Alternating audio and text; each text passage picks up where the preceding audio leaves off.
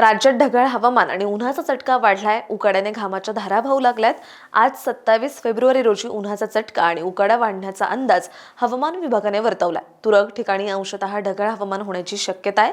गुजरात आणि परिसरावर समुद्र सपाटीपासून 3.1 किलोमीटर उंचीवर तसंच दक्षिण कर्नाटकमध्ये 1.5 किलोमीटर उंचीवर चक्राकार वाऱ्याची स्थिती आहे. दक्षिण कर्नाटक पासून मराठवाड्यापर्यंत हवेचा कमी दाबाचा पट्टा कायम आहे. त्यामुळे राज्यात तुरळक ठिकाणी अंशतः ढगाळ हवामान झालं होतं.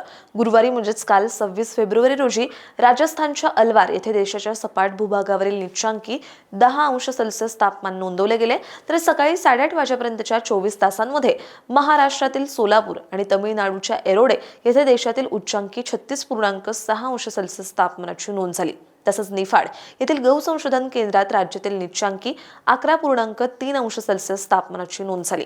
विदर्भासह राज्यात उन्हाच्या झळा वाढल्यात. उकाडाही त्रासदायक ठरतोय. आज 27 फेब्रुवारी रोजी राज्यात अंशतः ढगाळ आकाशासह कमाल तापमान सरासरीच्या तुलनेत 3 ते 4 अंशांनी अधिक राहण्याची शक्यता आहे. उन्हाचा चटका आणि उकाडा देखील वाढण्याचा अंदाज हवामान विभागाने वर्तवलाय.